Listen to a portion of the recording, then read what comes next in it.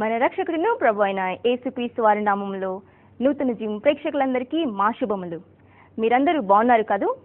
ఈ కార్యక్రమం ద్వారా మమ్మల్ని మీ గృహంలోకి నేరుగా ఆహ్వానించినందుకై మేము ఎంతో సంతోషిస్తున్నాం. ఈ కార్యక్రమాలు మీకు ఎంతో ప్రోత్సాహకరంగా, మీ ఆధ్యాత్మిక జీవితాలకు ఎంతో మేలుకరంగా ఉన్నాయని మీరు రాస్తున్న లెటర్స్ పట్టియు, ఫోన్ కాల్స్ పట్టియు, అలాగే ఈమెయిల్స్ ద్వారాను మేము దేవుని స్తుతిస్తున్నాం. దేవుని చేతిలో వాడబడుతున్న దైవజనులు మనందరికీ సుపరిచితులు, అలాగే మా సోదరులైన సుదర్శన్ గారు ఇప్పుడు మనకి దైవవర్తమానాన్ని అందిస్తారు. ఈ దిన వర్తమానం మనందరి కోసం ఆలకిద్దామా?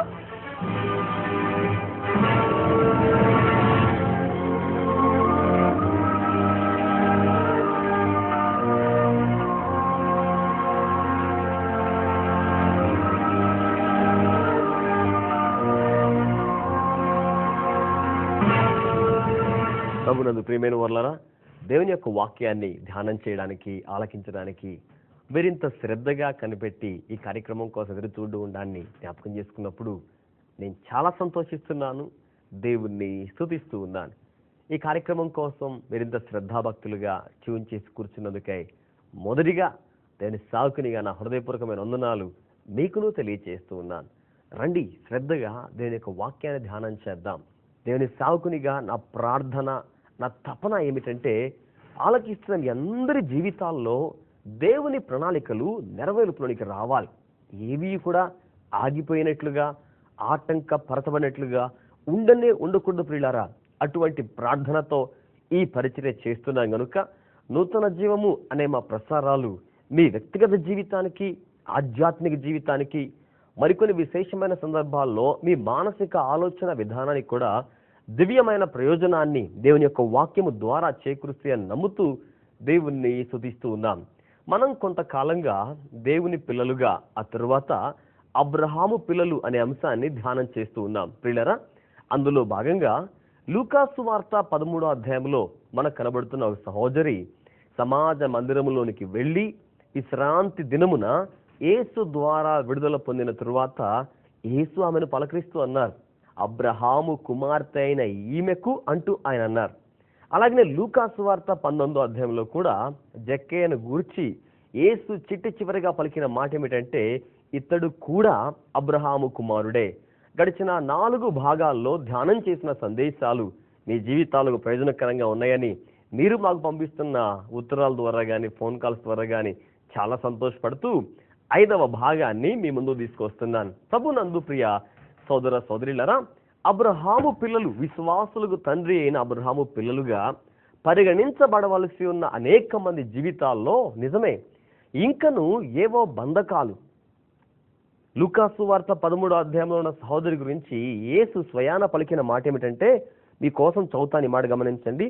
లూకా సువార్త 13వ అధ్యాయం 16వ వచనం, ఇదిగో 18 ఏండ్ల నుండి సాతాను బంధించిన అబ్రహాము కుమార్తె అయిన ఈమెను ఈ కట్ల నుండి, చూసారండి, అపవాది యొక్క కట్లు, బైబిల్లో వ్రాయబడ్డ చక్కని పదం, స్పష్టమైన పదం, సాతాను యొక్క బంధకాలు.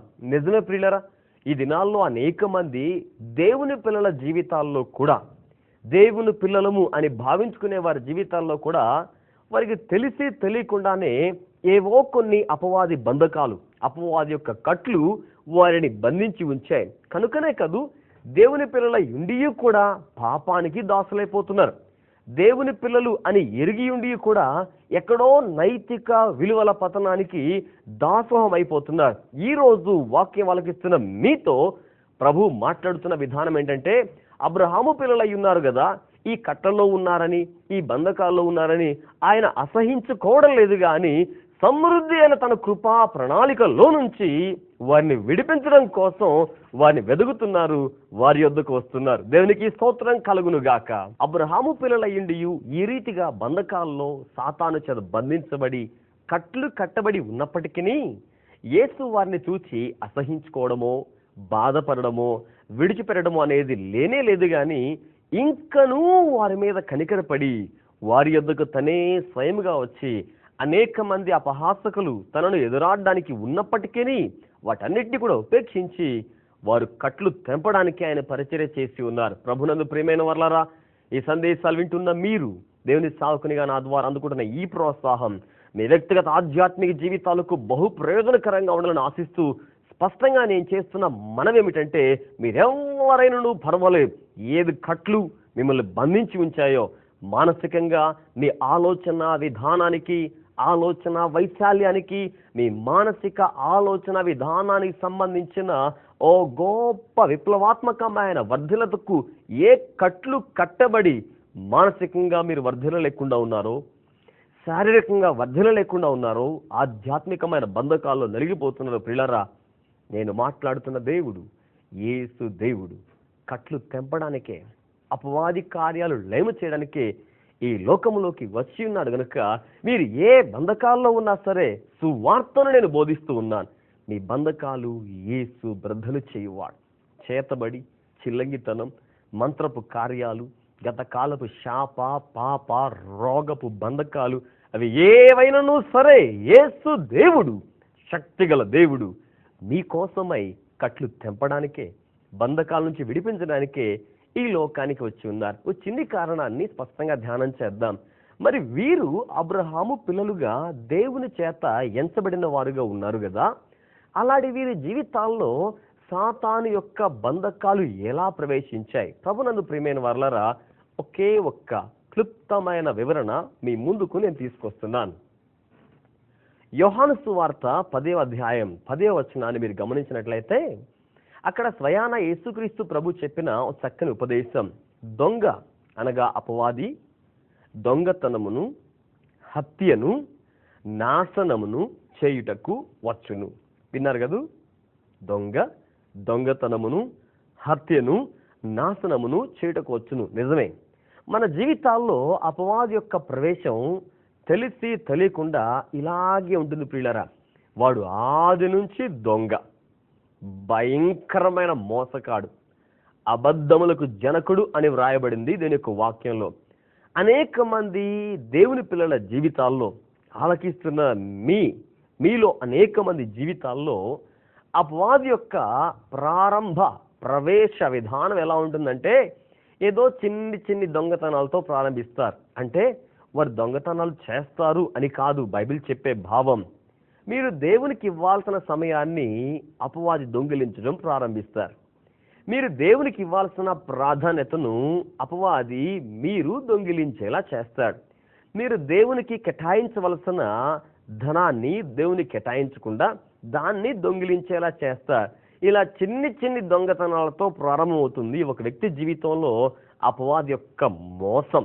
ప్రభునందు ప్రియమైన వాళ్ళరా, ఎప్పుడైతే మనల్ని మనం సమర్థించుకుని తప్పును సరిచేసుకోకుండా ఆ తప్పుకు అలవాటైపోతామో, దొంగిలించడం ప్రారంభించిన అపవాది, మనకు దేవుని యొద్ద దొంగతనాన్ని అలవాటు చేసిన అపవాది కొద్ది కాలం తరువాత ఆధ్యాత్మికంగా, శారీరకంగా, మానసికంగా, విద్య, ఉద్యోగ, వ్యాపార రంగాలలో గ్రాడ్యువల్గా కాలక్రమేపీ మనల్ని హత్య చేయడం ప్రారంభిస్తాడు. ఎంతమంది ఈ దినాల్లో తెలిసి తెలియని వయసులోనే, తెలిసి తెలియని విధానాల్లోనే, తెలిసి తెలియకుండానే అపవాది యొక్క దాస్య శృంఖలాల్లో బందీలైపోయారో. ప్రభునందు ప్రియమైన వాళ్ళరా, లూకా సువార్త 19వ అధ్యాయంలో ఉన్న జక్కయ్య జీవితాన్ని గమనించిన వారికి ఒకప్పుడు ఆ బాధ బంధకం లేదు. 18 సంవత్సరాల క్రితం బహుశా మీ స్వేచ్ఛగా ఉండిందేమో. ఉద్యోగం వచ్చిన తొలి దినాల్లో జక్కయ్య రోమన్ ఎంపైర్లో ఎంప్లాయీ గనుక చాలా నిక్కచ్చిగా ఉండేవాడేమో.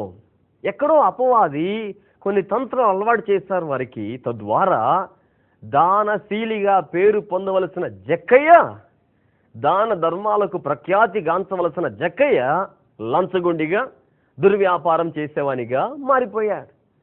దేవుని యొక్క మందిరంలో నిర్రీతిగా నిఠారుగా ఉండవలసిన సహోదరి ఒకటి కాదు, రెండు కాదు, 18 సంవత్సరాలుగా అలానే వంగిపోయి ఉంది. ప్రసంగి భక్తుడు ఓ చక్కని మాట వ్రాస్తాడు. దేవుడు నరులను యథార్థవంతులుగా పుట్టించెను. ప్రభునందు ప్రియమైన వాళ్ళారా, బై బర్త్ జన్మ పాపం గురించి, కర్మ పాపం గురించి మనం వింటూ ఉంటాం కాదు. సరే, బైబిల్ ఏమని చెప్తోందంటే, బై బర్త్ నరుడు దేవుని ద్వారా యథార్థంగా నిర్మాణం చేయబడ్డాడు. తొలి దినాల్లో మానవ జన్మ సంభవించిన తొలి దినాల్లో ఆకలవగానే పసిబిడ్డ ఏడ్చేస్తాడు. ఆకలిని దాచుకోడు. సంతోష రాగానే పసిబిడ్డ నవ్వేస్తాడు, నవ్వుని దాచుకోడు. అవసరం రాగానే అవసరాన్ని కప్పెట్టుకోడు. అవసరాన్ని వెంటనే తన తల్లికి మూగ భాషలోనే తెలిసేలా చేస్తాడు. ఎందుకంటే దేవుడు నరులను యథార్థవంతులుగా పుట్టించాడు. By birth man is very much integral. చాలా యథార్థవంతుడు మనిషి పుట్టుకతో. కానీ ఎదుగుతూ ఉన్న కొలది కాలక్రమేపీ మనుషుడు వివిధమైన తంత్రములు కల్పించుకున్నాడు అని రాస్తున్నాడు మహాజ్ఞాని సొలొమోను గారు ప్రసంగి గ్రంథంలో. తంత్రముల చేత జీవితాన్ని సాఫల్యం చేసుకుందామని, తంత్రముల చేత పేరు ప్రఖ్యాతులు సంపాదిద్దామని, తంత్రముల చేత అధికమైన ధనార్జనకు వారసులమవుదామని, తంత్రముల చేత అనేక మంది ఉన్నతమైన స్థాయిని అధిరోహిద్దామని, తంత్రముల చేత తమ జీవితాన్ని టోటల్గా అపవాది యొక్క దాస శృంఖలాల్లోకి నెట్టివేసుకుంటూ ఉన్నారు.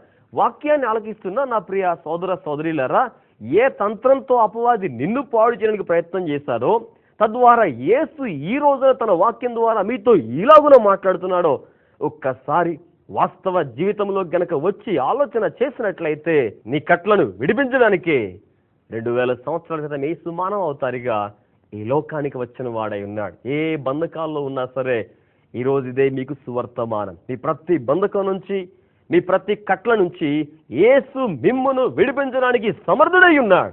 ఆయన చెంతకు రండి ప్రియులారా. మీరు క్రైస్తవులైనా క్రైస్తవేతరులైనా ఇట్ డజంట్ మ్యాటర్. అసలు విషయమే కాదది, అసలు ప్రాముఖ్యమే కాదది. యేసు మీ పట్ల కలిగి ఉన్న దివ్యమైన వాంఛ ఏమిటంటే మీ బంధకాలు పోవాలి, మీ కట్లు తెగిపోవాలి, మీరు స్వేచ్ఛ స్వాతంత్రాలతో సంతోషంగా జీవించాలి. మీ కన్న తండ్రి అయిన దేవుని యొక్క హృదయ వాంఛ అదే. ప్రభునందు ప్రియమైన వారలారా, ఈ సందేశాన్ని ఆలకిస్తూ ఉండగా ప్రభు మీతో నేరుగా మాట్లాడుతున్నాడు. ఈలాగున అనేక మంది జీవితాల్లో మొదటి దశలో దొంగతనంతో ప్రారంభిస్తాడు అపవాది. ఎప్పుడైతే అపవాది చర్య దేవుని బిడ్డలుగా ఉన్న వారిలో, దేవుని బిడ్డలుగా భావించే వారిలో, దేవుని బిడ్డలు అయ్యున్న వారిలో, అబ్రహాము సంతతిలో, విశ్వాసులలో ఈరోజు ఎంతమంది అండి ఆదివారం కూడా ఆరాధన సమయాన్ని దొంగిలించి సొంత పనుల కోసం వినియోగించుకునేవారు? ఈరోజు ఎంతమంది అండి దేవునికి కేటాయించవలసిన 10వ భాగాన్ని దేవుని సన్నిధిలో నిధిలోనికి తీసుకుని రాకుండా దాన్ని కూడా దొంగిలిస్తూ ఉన్నారు? అందుకే గదు మలాకి గ్రంథం 3:10లో దేవుని యొక్క వాక్యం కఠోరంగా వ్యాఖ్యానం చేస్తోంది. స్వయాన ప్రభు మాట్లాడుతున్నారు, మీరు నా యొద్దనే దొంగిలిచున్నారు అని. అపవాది చర్యలు దేవునికి ఇవ్వవలసిన దాన్ని, దేవునికి ఇవ్వాల్సిన మహిమ, దేవునికి ఇవ్వాల్సిన సమయం, దేవునికి ఇవ్వాల్సిన ధనం, దేవునికి ఇవ్వాల్సిన ప్రాధాన్యత ఈలాగున దైవానికి కేటాయించకుండా ఎంతమంది జీవితాల్లో దొంగతనానికి అలవాటైపోయారో. బహుశా ప్రభునందు ప్రియమైన వారలారా, నేడు పరిశుద్ధాత్మ దేవుడు మీతో మాట్లాడుతూ ఉండగా ఒక్కసారి మన తప్పులు మనం ఒప్పుకుందాం, మన అపరాధాలు మనం ఒప్పుకుందాం. మన అతిక్రమాలను మనం విడిచిపెడితే మనం వర్ధిల్లుతాం. తన అతిక్రమాలను విడిచిపెట్టేవాడు వర్ధిల్లుతాడు, దాపెట్టేవాడు దేవుని శిక్షకు పాత్రుడవుతాడు. పరిశుద్ధాత్మ దేవుడు బహుశా మీతోనే నేరుగా మాట్లాడుతూ ఉన్నారు. ఈలాగు అలవాటైన అపవాది యొక్క దొంగతనం కొద్ది కాలం తర్వాత అపవాది చేత హత్య గావించబడే విధానానికి అయ్యో ఆలోచన చేయండి. ఒకప్పుడు ఆత్మీయంగా వెలిగించబడి ఆశీర్వాదాలతో జీవించి ఆహ్లాదకరమైన విధానంలో కుటుంబాన్ని కొనసాగించి అత్యున్నతమైన స్థాయిలో దేవుని యొద్ద, దేవుని పిల్లల వద్ద, దేవుని సంఘం యొద్ద, సమాజంలో జీవించి ఈనాడు అనేక మంది ఆ స్థాయిని కోల్పోయిన వారిగా అపవాది కట్లకు బంధకాలకు బాధ్యులై ఆధ్యాత్మికంగా చచ్చిపోయిన వారిగా, పిల్లరా మానసికంగా చచ్చిపోయిన వారిగా, శారీరకంగా కూడా సరైన దేహానికి సంబంధించిన ఆశీర్వాదం, ఆరోగ్యం, అవయవ పుష్టి లేకుండా దేహ పాపం మాలిన్యానికి దాసులై శారీరకంగా చచ్చిన వారిగా. అందుకే భక్తుడు రాస్తాడు, మన అపరాధముల చేతను, మన పాపముల చేతను మనము చచ్చిన వారమై ఉండగా. చూసారా, మనల్ని చంపేసేది ఖడ్గాలు, మరణాలు, కరువులు కాదు ప్రియులారా. ఇవేవి క్రీస్తు ప్రేమ నుండి మనల్ని వేరు చేయలేవు. క్రీస్తు ప్రేమ అంత గొప్పది. మనల్ని చంపివేసే ఏమంటే పాపముల చేత, అపరాధముల చేత. కొన్నిసార్లు అపరాధ భావన, ఫీలింగ్ ఆఫ్ గిల్ట్, ఇది మరీ చంపేస్తోంది మనిషిని. అపవాది మనల్ని హత్య గావించడానికి అత్యంత ప్రమాదకరమైన ఆయుధాలు ఏవి ప్రయోగించడు కానీ, ప్రయోగిస్తారనడానికి అవసరం లేదు కానీ ఒకటి మాత్రం వాస్తవం, ఓ చిన్ని పాపాన్ని ప్రయోగిస్తాడు, ఓ చిన్న అపరాధ భావన మీలో ప్రవేశపెడతాడు. తద్వారా ఆధ్యాత్మిక ఔన్నత్యంలో నుంచి ఆధ్యాత్మిక అధోగతిలోనికి, మానసిక ఔన్నత్యంలో నుంచి మానసిక అధోగతికి ఎంతమంది జీవితాలు అపరాధముల చేత, పాపముల చేత చచ్చిన వారుగా అపవాది చేత హత్య గావించబడుతూ ఉన్నారు. ప్రియులారా, శారీరకంగా జీవించి ఉండొచ్చు, ఆర్థికంగా సంక్షోభం లేకుండా సమృద్ధిగా ఉండవచ్చు, కానీ నీ ఆధ్యాత్మిక జీవితం, నీ మానసిక ఆలోచన విధానం ఏ స్థాయిలో ఉందో ఒక్కసారి ఆలోచన చేస్తే దేవుడు మానవ జీవితాన్ని ప్రాణ, ఆత్మ, దేహాలుగా నిర్మాణం చేశాడు. ఈ మూడు జీవించి ఉన్నప్పుడే నీవు జీవంతో ఉన్నట్లు లెక్క.